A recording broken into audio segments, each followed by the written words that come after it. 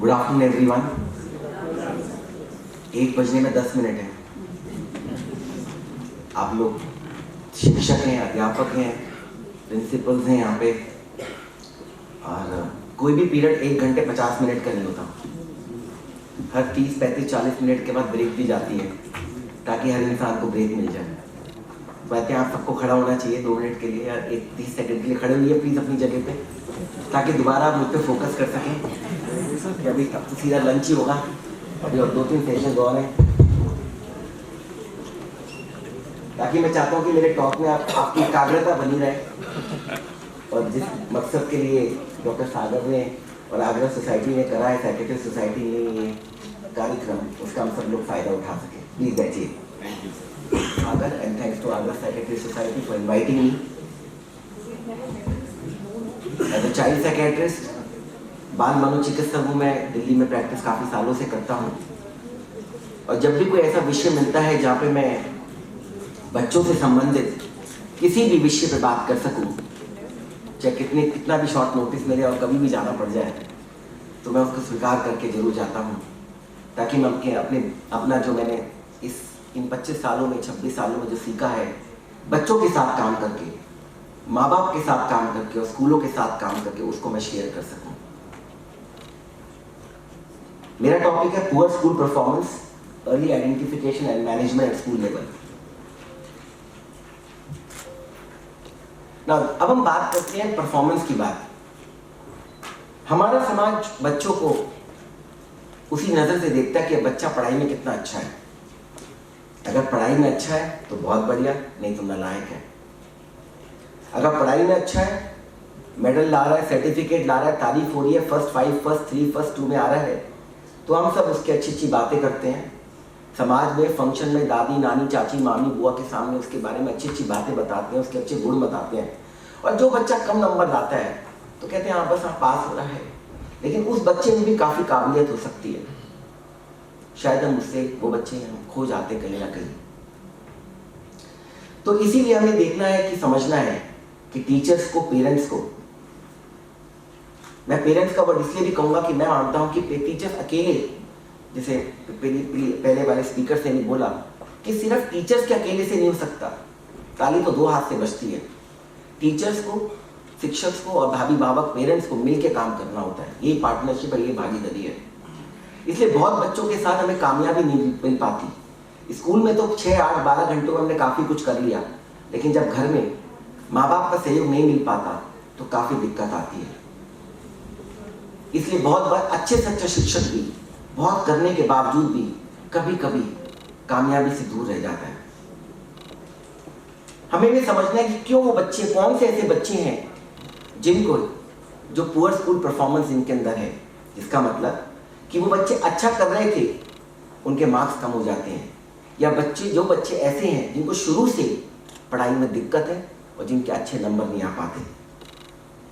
आप लोग एक ऐसे बच्चे की जिंदगी में एक ऐसे इंपॉर्टेंट आपका कंट्रीब्यूशन है, ऐसा योगदान है कि आप बच्चों को बहुत ज़्यादा करीबी से देखते हो क्लासरूम में। बहुत बार माँ बाप अपनी भागदौड़ में उन बच्चों को कभी कभी भूल जाते हैं, बिजी हो जाते हैं, जैसे बहुत सारे स्पीकर से बोला पहले, लेकिन आप इसे इतनी करीबी से देखते हो, चाहे 1 साल, 2 साल, 4 साल, 6 साल, जितना भी टाइम आप उनके साथ गुजारते हो, उस वक्त आप वो चीजें पकड़ सकते हो जो कभी कभी अभिभावक और पेरेंट्स नहीं पकड़ सकते। इसलिए आपका जो पहला कॉन्टेक्ट है, जब पहले वक्त पे जो पहचानना और सही वक्त पे पकड़ के उचित मदद देना, वो बहुत जरूरी है। मेरी प्रेजेंटेशन का यही मकसद है कि सही वक्त पे पहचानना, लेकिन उससे पहले जरूरत है जागरूकता। जागरूकता कि हमें पता चले क्या चीज है जो हमें पहचाननी है। अगर हमें जागरूकता नहीं होगी तो हम पहचानेंगे कैसे? अगर जागरूकता होगी तो हम सही वक्त पे पहचान भी पाएंगे, और पहचानने के बाद हम सही वक्त पे मदद भी दे पाएंगे। जैसे डॉक्टर बलारा ने बोला कि बीमारी बनने से पहले उसकी मदद करनी है। डॉक्टर साहब ने बताया इतना बहुत अच्छा एग्जाम्पल चकोटी वाला, कि कैसे चकोटी मारते मारते वो कितनी बीमारी का रूप ले लिया। अगर सही वक्त पे उसकी सही मदद कर दी जाती, जिसको हम बोलते हैं अर्ली इंटरवेंशन। और काफ़ी आजकल लिटरेचर है जो अर्ली इंटरवेंशन पे काम करता है कि बीमारी बनने से पहले, और खासकर चाइल्ड साइकियाट्री में, कि कैसे उसको बीमारी बनने से पहले उसे रोका जाए। एक मैं एग्जांपल देना चाहूंगा एक 3rd क्लास के बच्चे का, कि कैसे उसके नंबर पढ़ाई में कम आ रहे थे। वो लड़की पढ़ना तो बहुत चाहती थी, लेकिन वो पढ़ नहीं पाती थी और वो अपना काम कंप्लीट नहीं कर पाती थी, उसके नोट्स कंप्लीट नहीं होते थे। एक दिन माँ बाप ने, उसकी माँ ने देखा कि वो टीवी पे भी नहीं पढ़ पा रही। माँ को डाउट हुआ, वो आई स्पेशलिस्ट के पास गई, और जब उसका आई स्पेशलिस्ट के पास जाके गया तो पता चला उसकी आंखें कमजोर है। उसको चश्मा लगा और वो बच्ची पढ़ाई में अच्छा पढ़ने लग गई और उसके सही नंबर आने लग गए।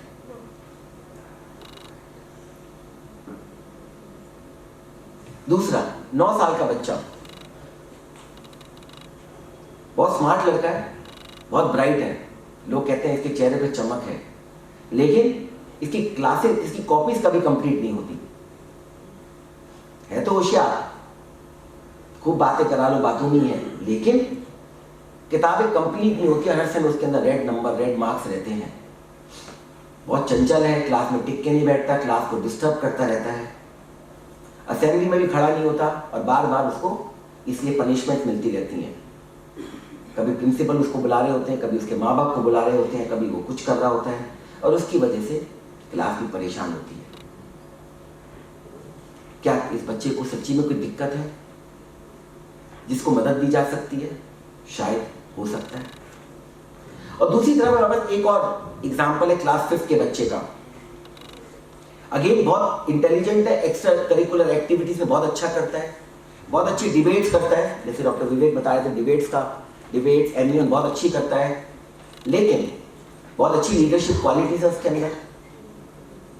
जब भी कुछ उससे ओरली कोई क्वेश्चन पूछे तो बहुत अच्छा जवाब देता है, लेकिन वो अपना रिटर्न वर्क नहीं कर पाता, और उसके पेरेंट्स कहते हैं और टीचर्स कहते हैं इसको रीडिंग में दिक्कत है, उसको रीडिंग करने में दिक्कत है, रीडिंग करने में बहुत परेशानी होती है, और उसको राइटिंग में दिक्कत है। और इसकी वजह से जैसे जैसे क्लास बढ़ती जा रही है, 4th 5th में आ रहा है, उसके नंबर कम होते जा रहे हैं। बच्चा मेहनत बहुत करता है, तो क्या इस बच्चे को दिक्कत है? कोई लर्निंग प्रॉब्लम है इस बच्चे को? शायद इसको लर्निंग डिसेबिलिटी हो सकती है, जिसको स्पेसिफिक लर्निंग डिसऑर्डर बोलते हैं।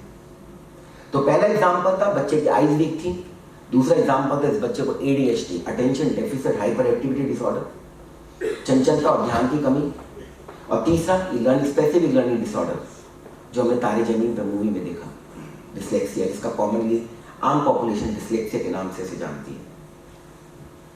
अभी पुअर स्कूल परफॉर्मेंस में है, ये 3 सर्कल है बहुत, जिसमें बहुत बार बच्चा कोशिश तो करता है लेकिन तब भी उसके नंबर नहीं आ पाते, और एक बच्चा है कि वो कोशिश ही नहीं करता। बहुत बच्चे ऐसे मिलेंगे, पेरेंट्स को कहेंगे कि सर ये कोशिश ही नहीं करता, सर आप कुछ करिए इसके साथ। तो माँ बाप जैसे हमारे पास आते हैं, कहते हैं डॉक्टर दीपक की ये सिर्फ एक ही चीज में कोशिश करता है, वो इसका मोबाइल, उसी में बहुत अच्छा एफर्ट करता है, बहुत बढ़िया, जो हमें भी नहीं पता वो इसको पता है। मुझे नहीं पता आईफोन 10, 12, 13, 14 क्या होता है, कैसे चलता है, कितने ऐप्स हैं, क्या कितने गैजेट्स हैं, क्या गेमिंग है। मेरे को तो सिर्फ मैसेज करना आता है, लेकिन इसको इसमें बहुत एफर्ट है, बहुत इंटरेस्ट है इसके अंदर। और दूसरे ऐसे बच्चे मिलेंगे जिनको सच्ची में कोई दिक्कत है, जैसे मैंने बताया।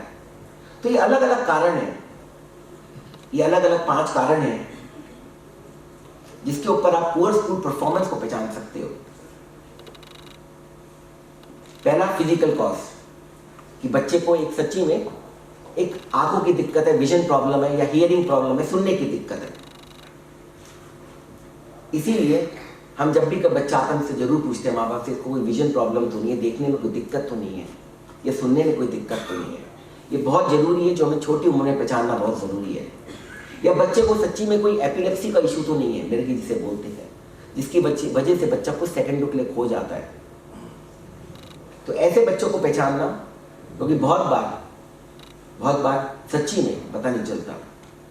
मैं अपने उदाहरण से कह सकता हूँ अपनी जिंदगी से, मैं कॉन्वेंट स्कूल से पढ़ा, सेंट जेवियर स्कूल दिल्ली से। मुझे पता नहीं था कि मुझे साफ तो नहीं दिखता बोर्ड पे। जब मैं 8th क्लास में आ गया और जब मुझे सिर में दर्द होने लग गया, तब जाके मुझे चश्मा लगा। और जब मुझे चश्मा लगा तो मेरी पावर इतनी हाई थी, उन दिनों में तो आज से 35-40 साल पहले चश्मे मोटे मोटे आते थे, चश्मा लग गया मेरे को इतना मोटा। और जब चश्मा मोटा लगा तो फिर मैं एक और शिकार बना बुलिंग का।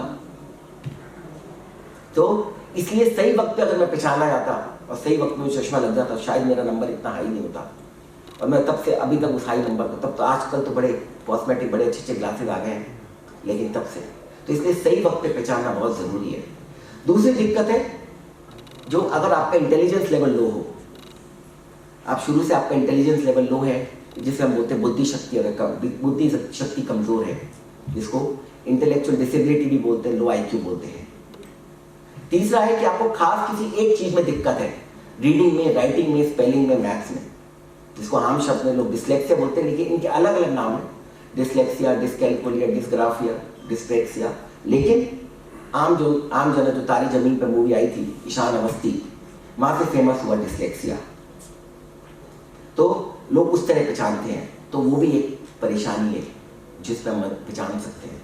चौथी है जो चंचल बच्चे हैं, इनअटेंटिव, ओवर एक्टिव, टिक के नहीं बैठते, क्लास में घूमते रहते, परेशान करते हैं, जिनको हम ADHD बोलते हैं, attention deficit hyper activity disorder, ध्यान की कमी और चंचलता। और पांचवी चीज है जो कारण होता है पुअर स्कूल परफॉर्मेंस का, वो है इमोशनल प्रॉब्लम्स। बच्चा पढ़ाई में अच्छा कर रहा है 5वीं 6वीं 7वीं 8वीं तक, लेकिन एकदम से उसके पढ़ाई में नंबर कम हो जाते हैं। 80% वाला बच्चा 40% पे आ जाता है।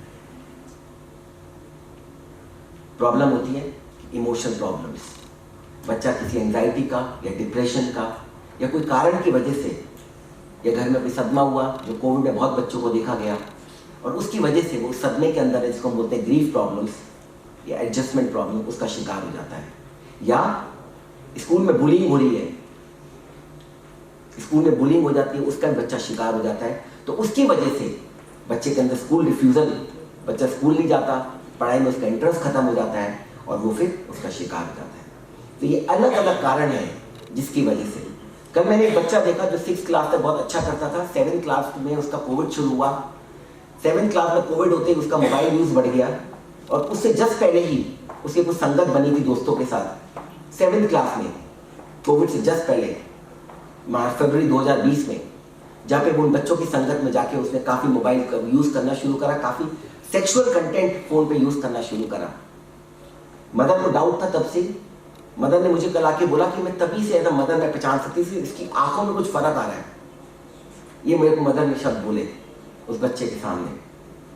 लेकिन मदर को समझ में नहीं आ रहा था क्या करे। फिर कोविड आ गया, सब कुछ ऑनलाइन होने लग गया, बच्चे के बहुत अच्छे नंबर आने लग गए, क्योंकि ऑनलाइन में एग्ज़ाम देने का अलग तरीका था। जब दोबारा अप्रैल स्कूल खुला, अप्रैल 2022 में, तब बच्चा स्कूल जाना जब शुरू करा, तब मदर को रियलाइज़ हुआ ये जो बच्चा पहले 80% लाता था, दूसरा 40% ला रहा, पास भी नहीं हो रहा कुछ सब्जेक्ट्स में। तब मदर को डाउट हुआ, और तब जाके पता चला कि वो बच्चा कभी कभी किसी और चीज़ों के, किसी और कभी कभी वो कुछ गलत हरकतों में भी इन्वॉल्व हो गया। उसके बाद उन्होंने फिर फाइनली जाके नवंबर में हेल्प ली, और नवंबर में हेल्प लेके मेरे पास वो दिसंबर में आए, और अब बच्चे ने फाइनली 25 दिसंबर को, उसे तारीख बताई मेरे को, 25 दिसंबर को क्रिसमस वाले दिन, संडे वाले दिन, उसने अपना फ़ोन फाइनली अपनी मदर को दे दिया। उसके हमें काउंसलिंग भी करनी पड़ी, दवाई भी शुरू करनी पड़ी, हर चीज़ उसको दिया। उसके बाद अब वो बच्चा दोबारा अपने प्री बोर्ड दे रहा है, क्योंकि 8, 9 तो ऑनलाइन निकल गया, 10th में प्री बोर्ड दे रहा है। अब उसके नंबर अच्छे आ रहे हैं, अभी 65-70% आ रहा है, टारगेट उसका 90% का है, और वो IIT कानपुर में सिलेक्शन चाहता है अपना। वो कहता है मैं दिल्ली में नहीं रहूँगा, मैं IIT कानपुर ही जाऊँगा। तो इस तरह परेशानी को पहचानना है कि कैसे हमें दिक्कतें, किस वजह से बच्चे के नंबर कम आ रहे हैं। जब हम इन 3 दिक्कतों के बारे में कहते हैं बीमारी, intellectual disability, specific learning disorder, ADHD, इन तीनों की वजह से शुरू से दिक्कत आ सकती है बच्चे के अंदर। लेकिन जब इंटेलेक्चुअल डिसेबिलिटी होता है, जिसके अंदर लो IQ होता है, वो बच्चा हर चीज में स्लो होगा, वो हर चीज में उसको दिक्कत आ रही होगी। उसका अगर हम पीछे से देखेंगे, उसका चलना बोलना सब चीज लेट होगी, और उसको पढ़ाई में शुरू से चाहे वो प्री नर्सरी हो, नर्सरी हो, हर चीज में उसको दिक्कत आनी होगी पढ़ाई में। तो शुरू से तो माँ बाप कहेंगे, अक्सर देखेंगे जब आते हैं कि शुरू से बच्चा स्लो है, इसको शुरू से पढ़ाई में दिक्कत आती है। अक्सर इन बच्चों का IQ टेस्ट होता है, इनका IQ टेस्ट बुद्धि शक्ति की जांच कराई जाती है, तो इनका बुद्धि शक्ति का स्कोर कम आता है और इनको इंटेलेक्चुअल डिसेबिलिटी होती है। Coming to SLD, specific learning disorder, जो डिस्लेक्सिया वाली तारे जमीन पे मूवी वाली बात है, उसमें बच्चे नालायक नहीं होते, ये नहीं कि वो पढ़ना नहीं चाहते, जैसे मैंने पहले भी कहा, उनको खास किसी एक चीज में दिक्कत होती है। वो चंचल भी नहीं होते, उनका पढ़ने का भी मन होता है, उनकी आंखें भी ठीक होती हैं, उनको आगे बढ़ने का भी शौक होता है, लेकिन उनको सच्ची में पढ़ने में और समझने में दिक्कत होती है, या उनको स्पेलिंग्स में दिक्कत होती है, या उनको नंबर्स से दिक्कत आती है, वो नंबर्स को समझ नहीं पाते, उनको वर्ड समझ में नहीं आते, और बाकी सब चीजों में वो बच्चे अच्छा करते हैं। ऐसे बच्चे स्पेसिफिक लर्निंग डिसऑर्डर होता है। और तीसरी तरफ है ADHD, जिन बच्चे जो चंचल होते हैं, जो टिक के नहीं बैठते। अक्सर देखा गया है कि बच्चे बड़े होशियार होते हैं, शुरू में क्लास 2, 3, 4 तक उनके नंबर ठीक आ रहे होते हैं, लेकिन जैसे जैसे क्लास बढ़ती है उनके नंबर कम आने लग जाते हैं। अक्सर माँ बाप बताते हैं और टीचर्स पहचानते हैं कि वो बच्चा क्लास में ध्यान नहीं लगाता, टिक के नहीं बैठता, क्लास को डिस्टर्ब करता है, उसका ध्यान इधर उधर रहता है। उससे जो पूछो 1 to 1 तो बहुत अच्छा जवाब दे देता है, लेकिन वैसे वो केयरलेस मिस्टेक्स करता है, छोटी छोटी केयरलेस मिस्टेक्स करता है, लेकिन उससे पूछो 1 to 1 तो जवाब सही दे देगा, क्योंकि उसका दिमाग बहुत बढ़िया तेज है। ये बच्चे होते हैं जो चंचल ADHD वाले होते हैं। हमें इनको जानने की, समझने की क्यों जरूरत है? क्योंकि अगर हमने सही वक्त पे इनको पहचान लिया तो उसी तरह से इन बच्चों की मदद कर सकते हैं, और उसी तरह से इन बच्चों के लिए हम अलग से प्लान बना सकते हैं। गवर्नमेंट की तरफ से भी, बोर्ड की तरफ से भी ऑर्डर्स हैं कि स्कूल के अंदर स्पेशल एजुकेटर होने चाहिए, काउंसलर्स होने चाहिए। स्कूल स्पेशल, आप लोग टीचर्स इतने बिजी रहते हैं, आपके पास इतना काम होता है, इतनी जिम्मेदारियां होती हैं, और इतना सब कुछ आपको करना होता है, बच्चों को पढ़ाना, तैयारी करना, पेपर करना, आपस में करना, वर्कशॉप अटेंड करना, तो बहुत बार आपको सपोर्ट चाहिए। इसलिए आपके स्कूलों के अंदर भी स्पेशल एजुकेटर होना बहुत जरूरी है। आपके यहाँ भी रिसोर्स रूम होना बहुत जरूरी है। शुरुआत करिए, अगर आपके स्कूल में नहीं है सपोर्ट लीजिए, जहां भी हो सकता है, सर्व शिक्षा अभियान के अंदर या प्राइवेट स्कूल्स के अंदर सपोर्ट लीजिए, रिसोर्स रूम डेवलप कराइए, किसी फैकल्टी को बुलाइए ताकि वो रिसोर्स रूम डेवलप हो सके। अगर स्कूल में बजट नहीं है तो बजट बनवाइए, जो काउंसलर को अपॉइंट कर सके, जो इन बच्चों को पहचान के सही वक्त पे मदद कर सके। ना ये कुछ एग्जाम्पल है स्पेसिफिक लर्निंग डिसऑर्डर के। देखिए, अब आप देखेंगे, ये नहीं कि बच्चा लिखना नहीं चाहता, लेकिन जब वो लिखता तो समझ में नहीं आता कि कैसे पढ़े। एक एग्जाम्पल आप देखिए, उसकी राइटिंग देखिए, तो यहाँ पे ये भी एक एग्जाम्पल है लर्निंग डिसऑर्डर का, जिसको हम डिस्ग्राफिया बोलते हैं, करेक्ट। और उसको साथ में, और अगर आप देखेंगे इस तरफ भी देखेंगे तो दिक्कत है, और नीचे नंबर्स में भी देखिए उसको दिक्कत आती है। तो इस तरह बच्चों को प्रॉब्लम्स आती है ना। अगर हम देखेंगे रीडिंग में जो मेन दिक्कत आती है बच्चों को, जो बहुत इंपॉर्टेंट है, कि वो बहुत स्लो होते हैं और वो केयरफुली वर्ड्स को पढ़ नहीं पाते, वो गैस करते हैं। सबसे इंपॉर्टेंट गैस करना। जैसे वो ए देखेंगे वो, या पी देखेंगे, POR, तो वो प्रपोजिशन की वजह से पोर्शन बोल देंगे, इसका मतलब वो गैस करते हैं। अगर उसको वर्ड पढ़ना है, शुरू में कोई भी वर्ड पढ़ना है, तो वो अगर वो पहला वर्ड देख के जो उसके माइंड में वर्ड आता है उसको गैस कर देगा। तो इसीलिए जो गैस करते हैं वर्ड्स, तो इसलिए मतलब वो कोशिश तो करता है लेकिन उसको आगे पढ़ नहीं पाता। तो ये बहुत बहुत इंपॉर्टेंट है। राइटिंग में आप देखेंगे कि वो रिवर्सल ऑफ लेटर लिखता है, D को B, M को W, P को Q, या कभी कभी जो इमेजेस होती है वो उसको उल्टा कर देता है। वॉस को 100 को वॉस कर देता है, नो को ऑन कर देता है। जहां पे फुल स्टॉप लगाने, कॉमा लगाने, उनको लगा नहीं पाता। बड़े बड़े कैपिटल लेटर्स को वो पहचान नहीं पाता। अगर हम टीचर्स इन चीजों को पहचान लें कि कौन से बच्चों में ये दिक्कत आ रही है लगातार, तो शायद हम उन बच्चों की अपने स्पेशल एजुकेटर के साथ मिलकर मदद कर सकते हैं। स्पेलिंग्स में उनको दिक्कत आती है, आप उनसे पूछेंगे इनफ क्या होता है, इनफ तो बोल देंगे, या आप उनको बोल देंगे आम क्या होता है, आम बोल देंगे, लेकिन जब उनको कहीं लिखो तो आम में मात्रा नहीं लिख पाएंगे, तो वो लिख देंगे INUGH, क्योंकि वो फोनेटिक्स से उनको स्पेलिंग्स नहीं बना पाते। इसका मतलब बच्चा नालायक नहीं है, इसका मतलब ये नहीं कि बच्चा पढ़ना नहीं चाहता, इसका मतलब सच्ची में उसका ब्रेन उसे डिकोड नहीं कर पाता उन वर्ड्स को। और ये आप देखेंगे कि वो कोशिश कर रहा है और हर बार वो मिस्टेक्स हो रही है बार बार। तो एज ए टीचर, एज शिक्षक, आप लोग उन बच्चों को अगर पहचान लेंगे तो मदद कर पाएंगे। सेम वे मैथ्स में भी, उसको आप 4th क्लास का 5th क्लास का बच्चा वो अभी भी न फिंगर पे काउंट करता है और फिंगर पे काउंट करके वो प्रॉपर काउंटिंग नहीं कर पाता, उसको मल्टीप्लिकेशन एडिशन में दिक्कत आती है। वो कभी 12 को 21 लिख देता है, 21 को 12 कर देता है। जो सबट्रैक्ट करता है तो उसको फिर दिक्कत आती है। 43 - 8 को करने की बजाय वो 8 - 3 कर देता है। 43 - 8 की बजाय वो 8 में से 3 माइनस कर देता है। तो इस तरह छोटी छोटी जो गलतियां होती हैं वहां पे, उस तरह हमें पहचानना है। और वो लगातार गलतियां चल रही हैं। इन बच्चों को अक्सर लेफ्ट और राइट की भी दिक्कत होती है, इनको कंफ्यूजन होती है फिगर्स में, ड्राइंग्स में, डायग्राम्स में।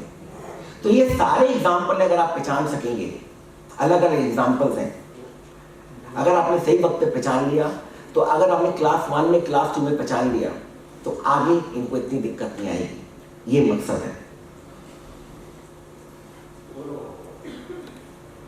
हम क्या कर सकते हैं इन बच्चों के लिए? सबसे इंपॉर्टेंट चीज है, पहली चीज, हमें इनका मनोबल बढ़ाना है, बहुत इंपॉर्टेंट है। वैसे ही इन लोगों को हर कोई टोकता है, हर कोई इनके बारे में नेगेटिव बोलता है, गलत बोलता है। हमें इनका मनोबल बढ़ाना है, इनका उत्साह बढ़ाना है, इनको सपोर्ट देना है। और वहां पे हम सपोर्ट ले सकते हैं बाकी बच्चों का भी, जो पढ़ाई में अच्छे, इनके साथ, उनको इनके साथ जोड़ के, उनके जिसको बड़ी सिस्टम बोलते हैं, पीयर सपोर्ट या पीयर ट्यूटरिंग बोलते हैं, कुछ बच्चों को वहाँ पे इनके साथ इनकी मदद करिए। उसके साथ क्लास का माहौल भी अच्छा हो जाता है और साथ में वो जो बच्ची हैं जो अच्छी हैं वो इनको मदद कर पाते हैं। और अगर आपको लगता है कोई दिक्कत आ रही है तो अपने स्कूल में जो आपके स्पेशल एजुकेटर है, काउंसलर है, उनकी मदद लीजिए, उनसे डिस्कस करिए, पेरेंट्स को इन्वॉल्व करिए, प्लीज पेरेंट्स को इन्वॉल्व करिए। जैसे पिछले स्पीकर ने भी बोला, अगर आप पेरेंट्स को इन्वॉल्व करेंगे, मदद देंगे, तो आप देखेंगे आपको कामयाबी ज़्यादा अच्छी मिलेगी। जो बच्चा चंचल है उसके साथ क्लास में क्या किया जा सकता है, मैं थोड़ी सी कुछ बातें बताऊंगा सिर्फ, क्योंकि टाइम कम है और बहुत सारी बातें वैसे तो। हाँ, उस बच्चे को जो क्लास में चंचल है, टिक के नहीं बैठता, ध्यान की कमी, उसको आगे बिठाइए क्लास में। इसलिए नहीं कि आपको उसको पनिशमेंट देनी है, इसलिए ताकि उस पर ज़्यादा ध्यान रख सकें, उस पर ज़्यादा निगरानी रख सकें। उसको आगे बिठाइए, उसकी हिम्मत बनाइए। और बीच बीच में जब आप राउंड लगाते हैं क्लास में, उसके माथे पे, उसके कंधे पे हाथ रख दीजिए, बेटा करो, अच्छा बेटा, वेरी गुड। आपके 2 शब्द, जैसे डॉक्टर विवेक ने भी कहा, आपके 2 शब्द उसका मनोबल इतना बढ़ा देंगे, वो कहेगा हाँ जी मैम, हाँ जी सर, मैं करता हूँ। इसलिए इंपॉर्टेंट है, क्योंकि इन बच्चों में ज़्यादा एनर्जी होती है या ओवर एक्टिव होते हैं, तो कभी कभी इनको आप जब मौका लगे इनको ब्रेक दीजिए। जैसे वो तो ठीक है, आपने एक क्लास से दूसरे क्लास में भेजा, दूसरे टीचर के, या आपको ब्लैक बोर्ड को साफ करवाना है, इनको बुलाइए, आइए प्लीज बेटा ब्लैक बोर्ड को साफ करिए। क्लास में डिस्ट्रीब्यूशन कराना है तो इनसे कराइए, क्लास में कुछ काम करवाना तो इनसे कराइए, कुछ राउंड मरवाना तो इनसे करवाइए। तो उससे क्या होगा, इनकी एनर्जी चैनलाइज होती रहेगी रेगुलरली, फिर ये तंग नहीं करेंगे। इनको मौके दीजिए जब जब मौका लगे फिजिकल स्पोर्ट्स में पार्टिसिपेट करने का। देखिए फिजिकल स्पोर्ट बहुत इंपॉर्टेंट है, जैसे डॉक्टर विवेक भी कह रहे थे, उनसे इनकी एनर्जी चैनलाइज होती है। आप सोचे कुछ बच्चे, हर बच्चा पढ़ाई में अच्छा नहीं हो सकता, लेकिन वो बच्चा किसी और चीज में अच्छा हो सकता है। तो अगर वो पढ़ाई में, अगर वो स्पोर्ट्स में आपने उसका किसी एक्टिविटी में उसको एनहांस करा उसका मनोबल, तो वो क्लास में सेटल रहेगा, शांत रहेगा और शायद उसका भी कॉन्फिडेंस बढ़ेगा। हमें इंपॉर्टेंट है। और उसकी जब आपने छोटी छोटी बातों पर तारीफ करी, उसको प्रेज करा, चाहे उसने एफर्ट भी डाला हो, क्लास में बुरा नहीं बोला, क्लास में उसको गलत शब्द यूज नहीं करे, तो शायद बच्चा एफर्ट डालेगा। और क्लास खत्म होने के बाद अगर आप जाते जाते उसको 10 सेकंड के लिए आपने उसको अपने साथ लिया, तो उसको 2 अच्छी बातें बोल दी, बेटा कोशिश करो, आप कर रहे हो, वो और कोशिश करेगा। तो ये छोटी छोटी बातें जो आप एक ADHD बच्चे के साथ काम कर सकते हैं। रही बात, ये अलग अलग स्ट्रेटेजीज हैं जो जिन बच्चों को लर्निंग प्रॉब्लम्स होती हैं, reading disorder, learning disorder, spelling disorder, arithmetic disorder, ये बहुत सारी टेक्निक्स हैं जो आप पहचान सकते हो। इन अलग अलग टेक्निक्स का, अगर हम इनके बारे में जाएंगे, बहुत सारी टेक्निक्स हैं, मैं बस 2-4 टेक्निक्स पर बोलूँगा, ज़्यादा नहीं। क्योंकि बहुत सारे एग्जाम्पल्स हैं वैसे तो इम्पॉर्टेंट है, जैसे आपने कोई भी कीवर्ड पिक कर लिया बच्चों को पढ़ाते हुए, और आप शायद मुझसे ज़्यादा जानते होंगे इन चीज़ों के बारे में क्योंकि आप लोग टीचर्स हैं, तो कैसे उन कीवर्ड्स को पहचान के उनके बारे में बच्चों को बोलो कि उसको डेवलप करें, और कैसे आप फ्लैश कार्ड यूज़ कर सकते हैं। फ्लैश कार्ड बहुत इंपॉर्टेंट कंसेप्ट है और यहाँ पे आपका स्पेशल एजुकेटर आपकी मदद कर सकता है। कैसे फोनेटिक्स पे, साउंड्स पे काम किया जा सकता है क्योंकि इन बच्चों को फोनेटिक्स में बहुत दिक्कत आती है। कैसे बड़े बड़े शब्दों को तोड़ तोड़ के पढ़ाया जा सकता है, छोटे छोटे करके उनको सिखाया जा सकता है कहाँ कहाँ पे क्या ज़रूरत है कि कब कब हमें फुल स्टॉप लगाना है, और फुल स्टॉप लगा के लंबी सांस लिया जा सकता है। तो ये चीज़ें सिखा के आप बच्चे को रीडिंग में इंपॉर्टेंट करा सकते हैं। आप स्पेलिंग्स के लिए अलग अलग मोडेलिटीज़ को यूज़ कर सकते हैं। कुछ लोग होते हैं ऑडिटरी लर्नर, कुछ लोग विजुअल लर्नर होते हैं, कुछ लोग काइनेस्थेटिक लर्नर होते हैं। तो किस तरह बाकी टेक्निक्स को यूज़ कर सकते हैं जिसमें जब वो कोई वर्ड पढ़े तो वर्ड पढ़ते पढ़ते वो साथ में उसकी साउंड को सुने या उसके मूवमेंट्स को ट्रेस करें उस वर्ड के। ये अलग अलग टेक्निक्स है, यहाँ पे आपका स्पेशल एजुकेटर आपकी मदद कर सकता है। दोबारा कुछ रूल्स होते हैं या कुछ डिक्शनरी बना सकते हैं जहाँ पे सही उस वर्ड का सही क्या है, गलत क्या है। जैसे मान लो ब्लैक है, नाइफ है, तो अगर वो ब्लैक में नाइफ लिख दिया जो राइट है, और जो रेड है वो जो गलत वाला NIFE, क्योंकि ये लोग के और N ऐसे पहचान नहीं पाते। तो उस तरह आप बच्चों की मदद कर सकते हैं उन चीज़ों को पहचानने में। राइटिंग में आपके बच्चे का पोस्चर कैसा है, कैसे वो ग्रिप करता है, कुछ ग्रिपर्स आते हैं उन्हें आप यूज़ कर सकते हैं और उसके हिसाब से आप बच्चे की मदद कर सकते हैं। अरिथमेटिक्स में उसको काउंटिंग, एडिशन, सब्ट्रैक्शन के बेसिक कॉन्सेप्ट को सिखा के, कुछ निमोनिक्स है रेट्स वाला, जैसे reading the question, identifying the keyword, describing, decide करना कैसे ऑपरेशन करना है। और जितना आप इन बच्चों को फन सिखाए, कोई बहुत बड़े बच्चे जिनको लर्निंग प्रॉब्लम होती है, वो जैसे डॉक्टर साहब बता रहे थे कि उनको वो मज़ा भूल जाते हैं, उनको मज़ा नहीं आता पढ़ाई में, वो पढ़ना नहीं चाहते, उनको लगता है पढ़ाई बड़ी बोरिंग है, बड़ा हैवी है उनके लिए। तो अगर उनको नंबर्स, फन विद नंबर्स, अगर नंबर्स को, रीडिंग को, राइटिंग को उनके लिए मज़ा बनाया गया, उनके लिए इंटरेस्टिंग बनाया गया, और वहाँ पे आप लोग टीचर्स कंट्रीब्यूट कर सकते हैं। नाउ सब एक चीज़ और इम्पॉर्टेंट है, जिन बच्चों को इमोशनल डिफिकल्टीज हो जाती है, जैसे मैंने बताया 8, 9, 6, 7 तक अच्छा चल रहे थे, फिर वो डाउन हो जाते हैं पढ़ाई में।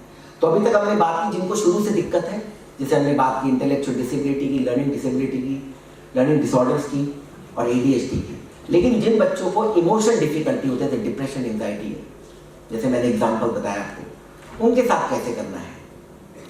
तो हमें सतर्क रहना है कि अगर उनके ग्रेड्स ड्रॉप कर जाते हैं, या बहुत ज़्यादा गुस्सा कर रहे हैं, या क्लास स्कूल में फाइट्स बहुत ज़्यादा कर रहे हैं, या स्कूल मिस कर रहे हैं, स्कूल रिफ्यूज़ल जिनको बोला जाता है, वो कौन से बच्चे हैं। तो सबसे इंपॉर्टेंट है बच्चे को सुनना, समझना। समाधान निकालने की कोशिश मत करिए, उस बच्चे को पहले सुनिए, क्यों बच्चा वो जूझ रहा है, किस चीज़ से उसको परेशानी हो रही है, क्यों बच्चे के अंदर इतना मन में कड़वाहट हो रही है या परेशानी हो रही है, क्यों वो बच्चा अंदर ही अंदर घुट रहा है, रो रहा है। आपके 10 मिनट या 5 मिनट वो जिंदगी भर याद रखेगा, कभी नहीं भूलेगा, क्योंकि उस वक्त उसको पता है कि मेरे को किसी टीचर ने सुना और मुझे को समझ के समझाया। तो इसे सबसे इंपॉर्टेंट है पहले सुनना, ताकि वो अपने दिल की बात आपको बोल सके, फिर समझना और फिर समझाना। मैं क्लास 11 में सेंट जेवियर स्कूल में था, मेरे साथ एक घटना हुई स्कूल के अंदर। मेरे बायोलॉजी टीचर डॉक्टर मिरेंडा ने मुझे बुलाया अकेले से और मुझसे 15 मिनट बात करी। जाते हैं क्या बोलते हैं उसे, वो इंस्ट्रूमेंट वो बजाते हैं अभी भी। तो he was sitting in front of me. मैं गया, मैंने सर के पैर छुए और मैंने सबके सामने, सारे टीचर्स थे, अराउंड 100 टीचर्स थे जिनको मैं लेक्चर देने गया था, उनके सामने मैंने ये बात बताई कि कैसे सही वक्त पे एक टीचर ने मेरा हाथ पकड़ा और मुझे समझाया। और मेरे साथ जो मेरा दोस्त था वो सस्पेंड हो गया था, लेकिन मैं सस्पेंड नहीं हुआ था, क्योंकि उन्होंने सुना, समझा और समझाया और मैं बच गया। तो इसलिए इंपॉर्टेंट है कि इन बच्चों को सुनना, समझना और समझाना।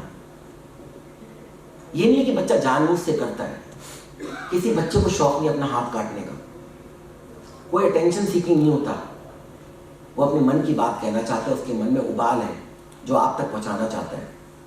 वो कहता है कोई मुझे मेरा अपना तो बना ले, मुझे कोई मुझे प्यार से 2 मिनट बात तो कर ले, कोई ठहर के ये तो कह ले, मेरा हाथ पे हाथ रख के, हाँ बेटा बता क्या हुआ बेटा, आके तो मिला के देखिए। ये है जो मैं इन बच्चों के साथ कभी कभी देना होता है। आप सब लोग बहुत बिजी हैं, लेकिन आपके 5 मिनट उसकी ज़िंदगी बदल सकते हैं। और साथ में उसको क्लास में कभी कोई कड़वा नहीं बोली है।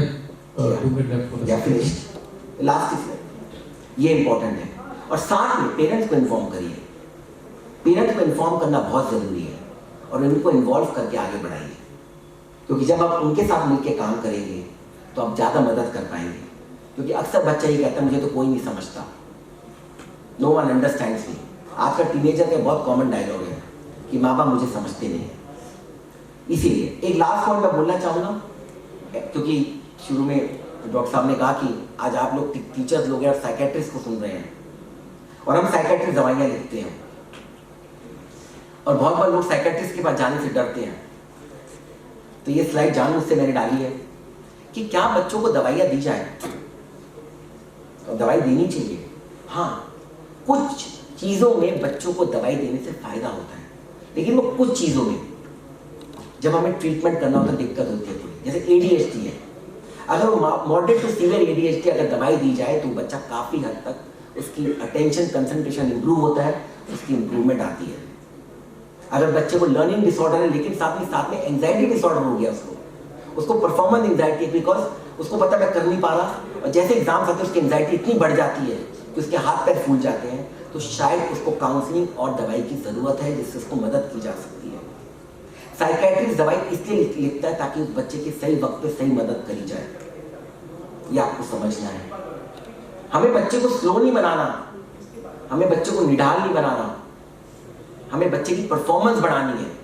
कभी कभी दवाई को सेट करने में, दवाई को टाइट्रेट करने में, दवाई की मात्रा को ऊंचा नीचा करने में वक्त लगता है, इसीलिए कभी कभी थोड़ा सा इनिशियली टाइम लगता है।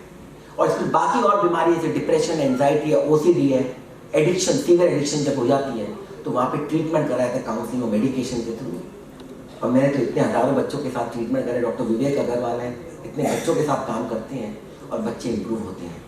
एक बार ऐसे बच्चे जिनके साथ मैंने काम किया और आज वो 28 साल के 30 साल के हो गए, उनका फ़ोन आता है और कहीं मिलते हैं एयरपोर्ट पे, मुझे पीछे से आवाज़ आई, डॉक्टर दीपक। मैंने कहा क्या पता मेरा बोर्डिंग पास गिर तो नहीं गया। कहता सर बचाना मेरे को। मैं वो था, मैं आपका 2014 में आया था, मैं अब यहाँ पे इंडिगो में ऑफिसर बन गया, मैनेजर। मैंने कहा अरे वाह बेटा खुश रहो, इतनी खुशी होती है। तब मैंने उसका इलाज किया था डिप्रेशन एंजाइटी का। इसीलिए बच्चे ठीक हो सकते हैं। CBSE बहुत सपोर्ट करता है, CBSE तो बहुत सपोर्ट करता है। आजकल इन बच्चों के बहुत सारे एग्जामिशंस हैं, प्रोविजंस हैं। प्लीज़ सही वक्त पे उनको पहचान के उनका ट्रीटमेंट कराइए। जो उनके सर्टिफिकेट्स बनते हैं, डिसेबिलिटी सर्टिफिकेट जो बनते हैं, उस बेसिस पे उनको सपोर्ट दिया जाता है, चाहे सब्जेक्ट्स का हो, अटेंडेंस का हो, एग्जामिशंस हो, रीडर, स्क्राइब, प्रॉम्प्टर हो, कंपनसेटरी टाइम हो 1 घंटे का जो मिलता है, एग्जामिनेशन रूम का हो। तो अलग अलग बेसिस पे, अलग अलग डिसेबिलिटी पे अलग अलग सपोर्ट मिलता है। वो जरूर बच्चों को दिलवाइए, लेने में कोई गलत नहीं है। अगर सपोर्ट दे के बच्चे को आगे बढ़ाया जा सकता है तो जरूर बढ़ाइए। ये सपोर्ट जिंदगी भर बच्चा याद रखेगा। तो इन द एंड में यही कहना चाहूँगा कि पुअर स्कूल परफॉर्मेंस एक तरह का एक बुखार की तरह है, और बुखार के 50 कारण होते हैं। हमें पहचानना है क्या वो टाइफाइड है, मलेरिया है, या एड्स है, या कोरोना है।